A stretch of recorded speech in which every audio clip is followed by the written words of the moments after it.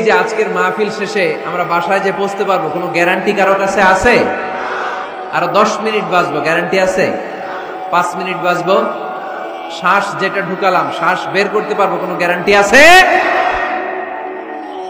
তাহলে প্রত্যেক বেলা যখন নামাজে দাঁড়াই এই চিন্তাটা করি না কেন আমরা যে এটাই হতে পারে শেষ নামাজ, যেহেতু কোনো গ্যারান্টি নেই। প্রতিটা ওয়াক্তের নামাজের সময় আমাদেরকে ভাবা উচিত, it could be my last and final prayer in my life, এটা হতে পারে আমার জীবনের শেষ নামাজ। এজন্য এখন থেকে গাইবান্দার ভাইয়েরা আমরা যখন নামাজে দাঁড়াবো তাড়াহুড়ো করবো নাকি? লম্বা চূড়া রুকু করবেন, লম্বা সেজদা করবেন, রুকুতে পিঠটা সোজা রাখবেন। আল্লাহর হাবিব সাল্লাল্লাহু আলাইহি ওয়াসাল্লাম যখন রুকু করতেন পিঠটা থাকতো স্ট্রেট ফরওয়ার্ড, বাঁকাও না উঁচুও না। ওয়াকানা বাইনা যালিক, সাহাবারা বলতেন আল্লাহর হাবিব সাল্লাল্লাহু আলাইহি ওয়াসাল্লামের রুকুর পিঠের উপরে পানি ভর্তি কোনো গ্লাস রেখে দিলে গ্লাসটাও কাঁপবে না, পানিটাও পড়বে না। তার মানে বাঁকা ছিল পিঠ, তাই না? কি ছিল? সোজা। আবার আল্লাহর হাবিব সাল্লাল্লাহু আলাইহি ওয়াসাল্লাম বললেন সবচেয়ে বড় চোর যে নামাজে চুরি করে। সাহাবারা বললেন কাইফা ইয়াসরিকু ফিস সালাহ, নামাজে কেমনে চুরি করে? আল্লাহর হাবিব সাল্লাল্লাহু আলাইহি ওয়াসাল্লাম বললেন ইয়াসরিকু ফি রুকুইহি ওয়া সুজুদিহি, রুকু সেজদায় চুরি করে। এরকম নামাজ চোর আছে না নাই?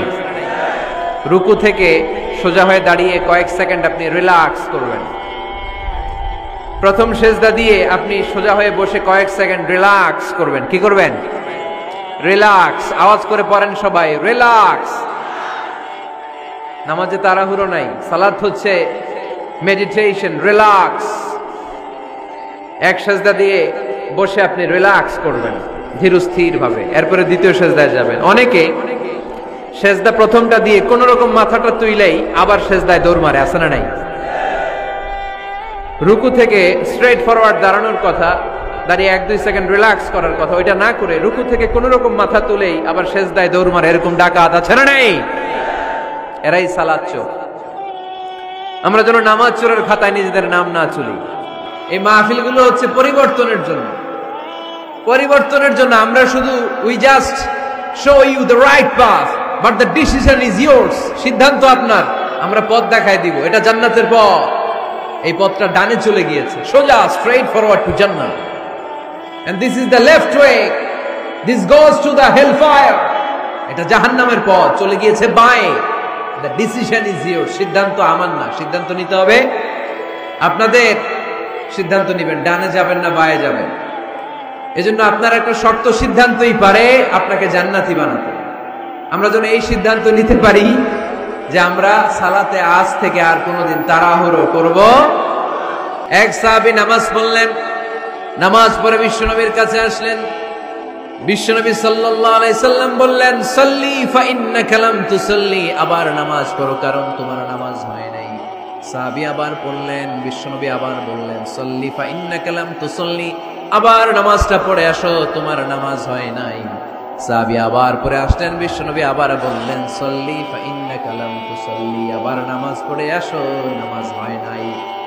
এবার সাহাবী কেঁদে দিলেন, বললেন ইয়া রাসূলুল্লাহ এর চেয়ে ভালো নামাজ আমি পড়তে পারি, আমারে শিখিয়ে দেন। বিশ্বনবী বললেন তাহলে আসো শিখিয়ে দেই।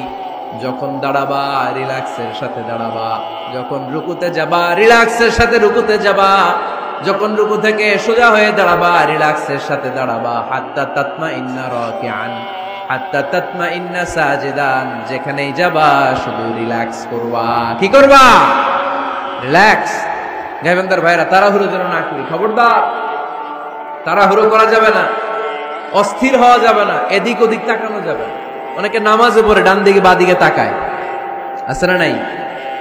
নামাজ পড়ে দাঁড়িয়ে চুলকায়, আছে না নাই? নামাজ পড়ে মোবাইলও বের করে, আছে না নাই? নামাজ পড়ে বিপিএল এর খেলার টেনশনও করে, এরকম আছে না নাই? না, এগুলো করা যাবে। আপনি নামাজে অন্যদিকে তাকালে আল্লাহ ডেকে বলে আকবিল, ফিরে আয়। আবার তাকালে আকবিল, ফিরে আয়।